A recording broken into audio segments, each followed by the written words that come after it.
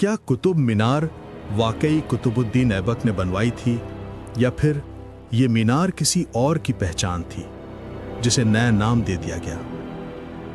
क्यों कुतुब परिसर की दीवारों पर हिंदू देवी देवताओं की आकृतियां नजर आती हैं? क्यों वहां संस्कृत शिलालेख खुदे हुए हैं जहां अरबी भाषा का नाम होना चाहिए था? क्या ये मीनार कभी विष्णु स्तंभ कहलाती थी? क्या यहाँ पहले एक भव्य मंदिर था जिसकी जगह आज इतिहास की एक नई व्याख्या खड़ी है?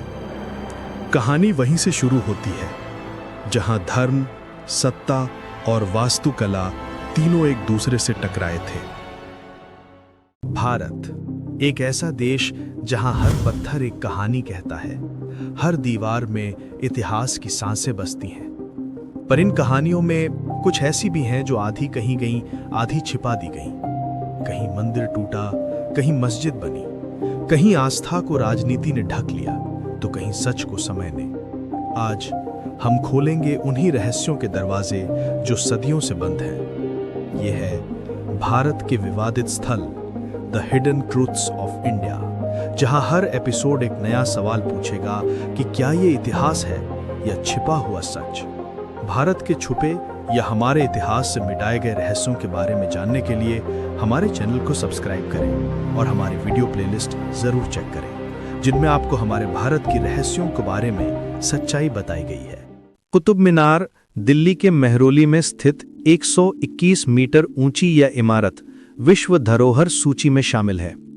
कहा जाता है कि इसका निर्माण कुतुबुद्दीन ऐबक ने 1192 ईस्वी में शुरू करवाया और उसके उत्तराधिकारी इल्तुतमिश ने इसे पूरा कराया।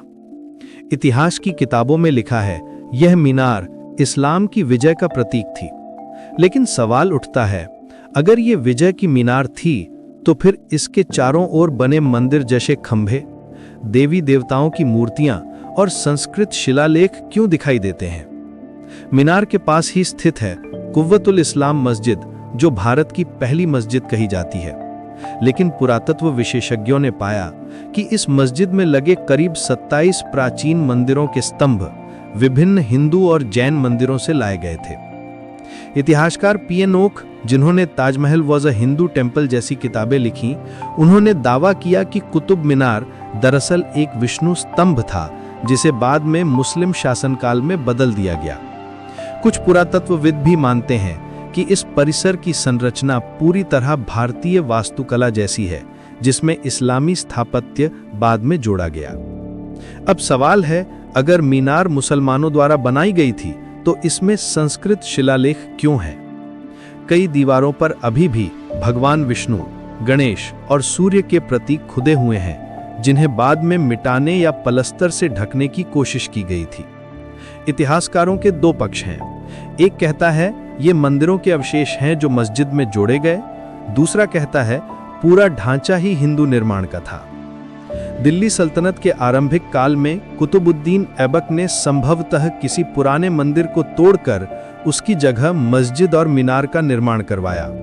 परंतु कुछ अभिलेख कहते हैं कि यहाँ विष्णु ध्वज स्तंभ था जो सूर्य की दिशा में बनाया गया था और इसीलिए इसकी दिशा आज भी पूरी तरह सूर्योदय की ओर झुकी हुई दिखती है। कुतुब परिसर के अंदर आज भी कई ऐसी चीजें हैं जो अनुत्तरित हैं, जैसे कि लोहे का खंभा, आयरन पिलर ऑफ दिल्ली, जो सदियों से जंग नहीं खाता। इस पर संस्कृत में खुदा है। यह विष्णु के ध्वज के रूप में स्थापित किया गया। अब सोचिए, अगर यह परिसर शुरू से मस्जिद होता तो यह खंभा वहां क्यों होता, क्यों नहीं हटाया गया? क्या यह इस बात का संकेत है कि इस जगह का मूल स्वरूप हिंदू रहा होगा? आज भी पुरातत्व सर्वेक्षण विभाग के रिकॉर्ड्स में कुतुब परिसर के कई हिस्सों को रीयूज्ड टेम्पल मटेरियल बताया गया है। लेकिन आधुनिक इतिहासकार और सरकारें इन प्रश्नों पर खुलकर चर्चा नहीं करती, क्योंकि इस सवाल में धर्म और राजनीति दोनों की आग छिपी है। फिर भी समय समय पर लोगों ने न्यायालय में याचिकाएं डाली हैं कि कुतुब मीनार परिसर की खुदाई फिर से की जाए ताकि सच सामने आ सके। मगर हर बार ये कहा गया, ये इतिहास है, इसे बदला नहीं जा सकता। पर क्या इतिहास को समझना बदलना कहलाता है या फिर जानना कहलाता है?